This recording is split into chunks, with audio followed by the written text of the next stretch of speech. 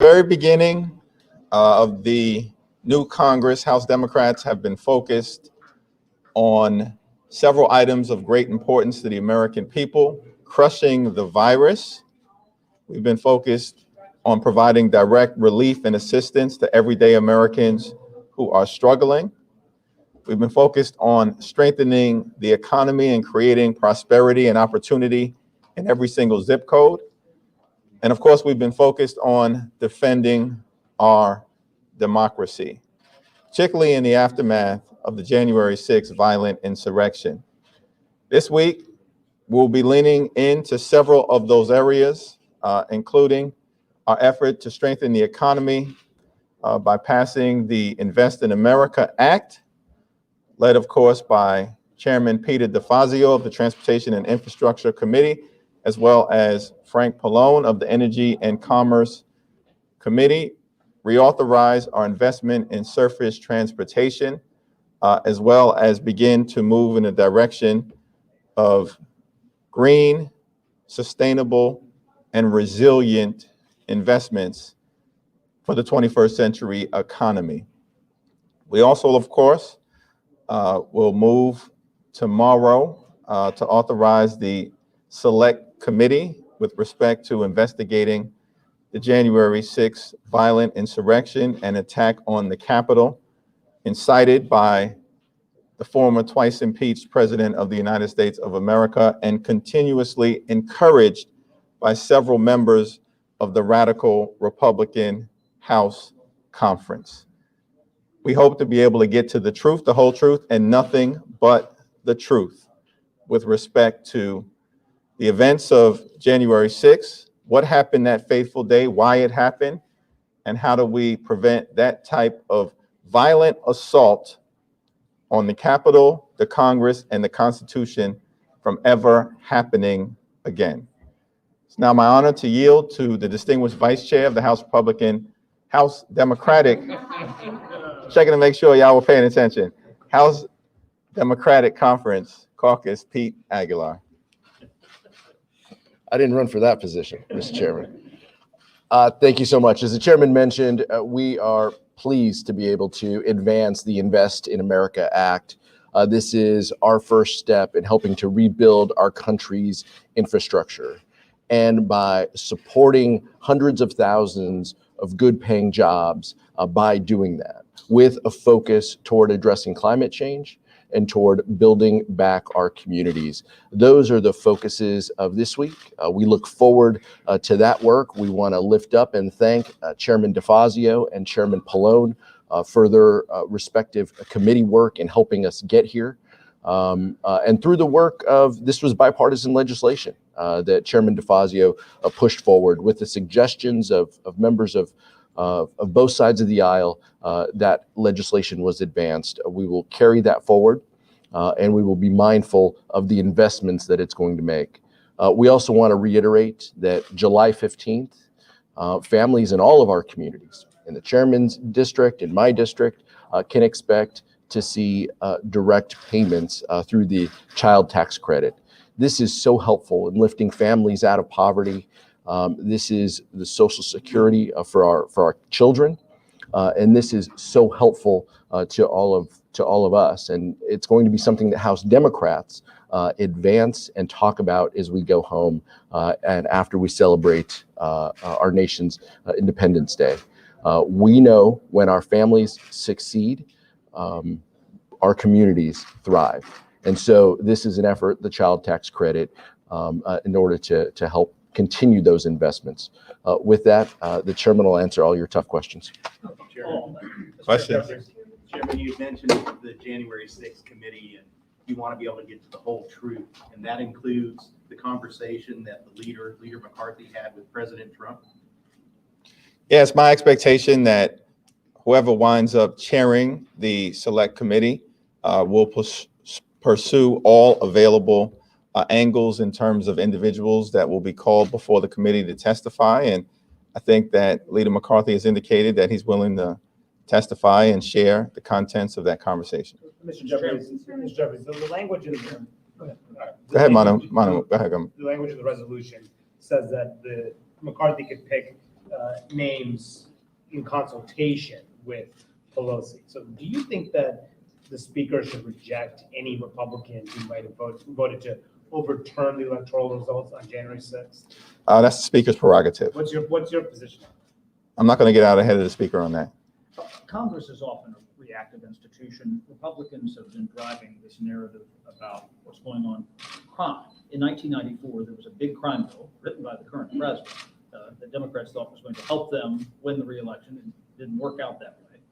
Are you concerned that Congress is not addressing the issue of crime since you guys are in the majority? And why haven't we seen a Democratic crime bill? Let me address this issue of narrative, and I want to yield to Pete. So we're to believe that the radical Republicans who have chosen the big lie over the rule of law are going to lecture the country, the Congress, and the House Democratic Caucus on law and order? Are you kidding me? These are people who are denying what took place on January 6th. That was a violent attack on the Capitol. There was a mob that was there to assassinate the speaker, hang Mike Pence, and hunt down members of Congress. More than 140 police officers were seriously injured. A few may even lose sight permanently. The ability to function moving forward, for many of them, lost permanently. So we're not going to be lectured about so-called law and order by a party that is leaning into lawlessness and disorder. Now, President Biden appropriately has indicated that the country has two challenges in front of us in this space: public safety, which we're going to continue to try and lift up, as well as ensuring that there's justice in policing.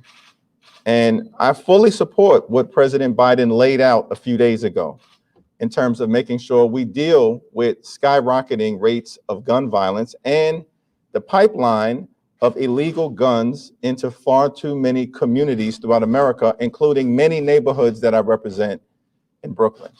President Biden has also indicated that we have to invest in communities that have traditionally been left behind: inner city communities, rural communities, small town America, Appalachia, create opportunities for young people through after-school programs, academic enrichment programs, recreational activities, music, art, dance.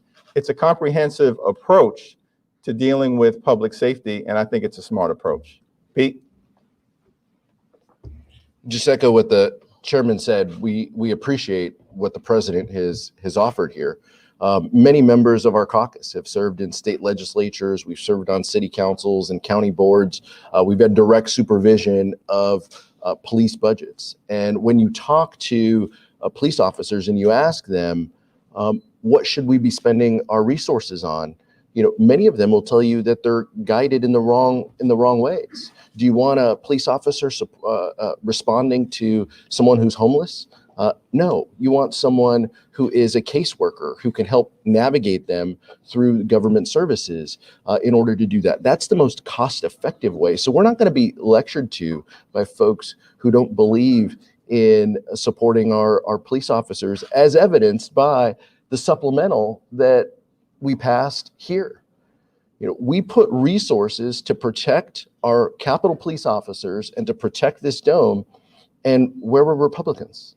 So we're not going to be lectured to by folks who don't support our own Capitol Police officers and want to try to talk to us about crime. Mr. Aguilar, just to follow up on that, because over in the Oakland City Council is looking to redirect their funds elsewhere as opposed to putting it towards their local police departments. As far as the American Rescue Plan is concerned, it wasn't mandated for local communities to put the federal funds towards police departments. So just in general, as far as Democrats are concerned, are they actually pushing such policies as eliminating cash bail, Mr. Jeffries?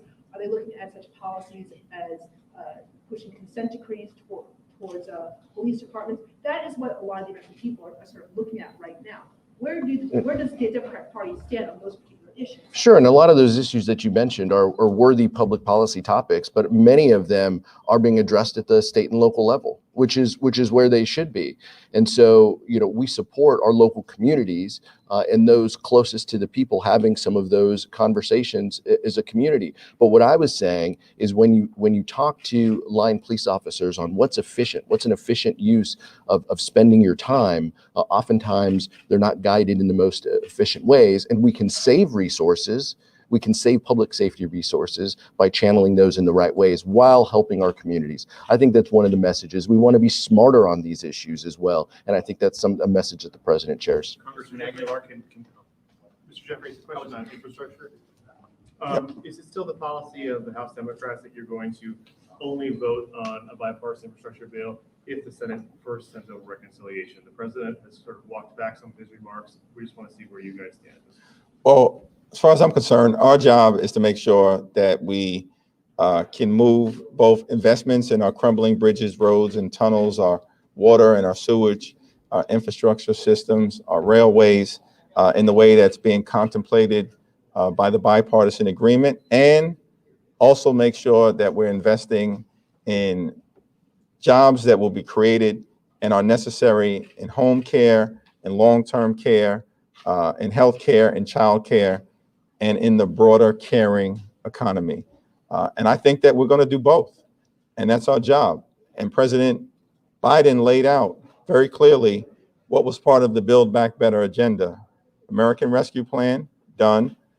American Jobs Plan and American Families Plan. We're working on that right now. Is the vote What is your view? Is the vote contingent though? I don't know that I would use the word contingent. These are priorities that we have that are broadly shared throughout the House Democratic Caucus. I think the Speaker and the Majority Leader have been clear about how we're going to proceed, and I expect they'll continue to be clear about how we will proceed moving forward in the weeks to come. They haven't been clear to us. So could you describe what your understanding of it is? My understanding is that we're going to invest in the American people. We're going to invest in jobs. We're going to invest in as far as I'm concerned, the American people want to know what our priorities are. And we're just going to lay out, here are the things that we're going to work on over the next few weeks and the next few months. And that's investing in fixing our crumbling bridges, roads, tunnels, creating a modern 21st century infrastructure that's captured in large measure, but not in its entirety, by the bipartisan Biden plan that was agreed upon. And I think President Biden has been very clear, House Democrats have been very clear, we're going to invest in long-term care, in home care, in child care, in health care. We're going to invest in resiliency, in a green, sustainable economy. We're going to invest in housing to create and preserve affordable housing for the American people. And we're going to do it legislatively. We're going to do it decisively. We're going to do it over the next few weeks and the next few months.